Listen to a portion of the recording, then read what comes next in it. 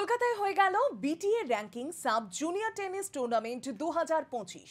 গত 17ই মে শুরু হওয়া রাজ্য স্তরের প্রতিযোগিতার ফাইনাল হয়ে গেল 23শে মে শুক্রবার। প্রতিযোগিতায় অংশ নিয়েছিল মোট 244 জন প্রতিযোগী।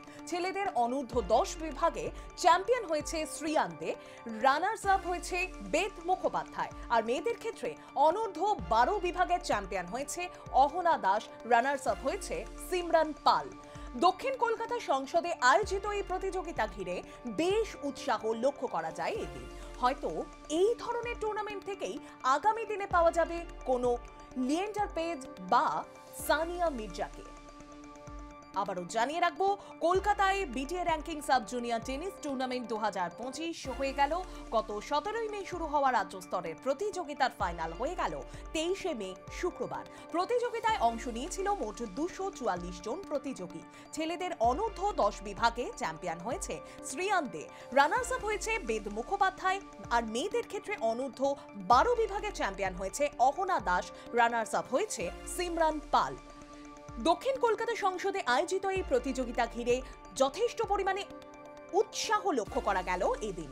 হয়তো এই ধরনের টুর্নামেন্ট থেকেই আগামী দিনে পাওয়া যাবে কোনো লিয়েন্ডার পেজ বা সানিয়া মির্জাকে।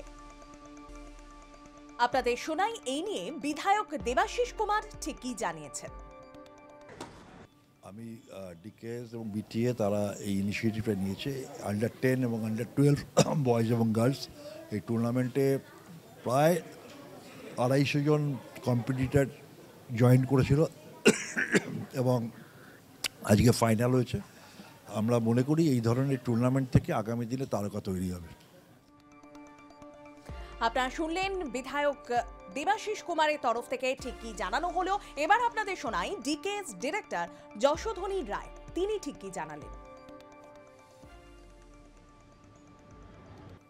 এটা আজকের প্রোগ্রামটা হলো ফাইনাল। আমাদের এই টুর্নামেন্টটা হলো DKS BTA sub junior ranking tournament. এতে দুটো ক্যাটাগরি আছে, under 10 boys and girls, under 12 boys and girls. আজকে আন্ডার 10-এর বয়েজ অ্যান্ড গার্লসের ফাইনাল হচ্ছে, আন্ডার 12-এর বয়েজ অ্যান্ড গার্লস ফাইনাল হচ্ছে। আন্ডার 10-এ বয়েজদের মধ্যে উঠেছে বেদ মুখার্জি অ্যান্ড শ্রিয়ান দে, ওই কোর্টে খেলছে। আর আন্ডার 10 গার্লসে উঠেছে দিব্যা দাস, আরাধ্যা সরকার, তার মধ্যে অলরেডি আরাধ্যা সরকার জিতে গেছে। আন্ডার 12-এ উঠেছে অহনা দাস, সিমরান পল, তার মধ্যে অলরেডি অহনা দাস জিতে গেছে। আর এই কোর্টে আন্ডার 12 শুভাং দে আর Sunoy Mondal under 12 boys final হচ্ছে। এটা হয়ে গেলে এটা followed by prize distribution ceremony হবে। এখানে আমাদের এবারে পার্টিসিপেন্ট ছিল প্রায় 244। পুরো বেঙ্গলে যত ছেলে মেয়ে আছে খেলে, টেনিস খেলে, ডিফারেন্ট একাডেমিজ থেকে এসে এখানে খেলেছে। ইভেন চুচুড়া, বর্ধমান, শ্রীরামপুর, চন্দননগর ওখান থেকেও ছেলেমেয়েরা এসে খেলেছে। আমাদের ডিকেএস টেনিস একাডেমি থেকে 77 জন বাচ্চা খেলেছে। তার মধ্যে দিব্যা দেশ আমাদের ডিকেএসের একাডেমির, সিমরন পলও আমাদের ডিকেএস টেনিস একাডেমির।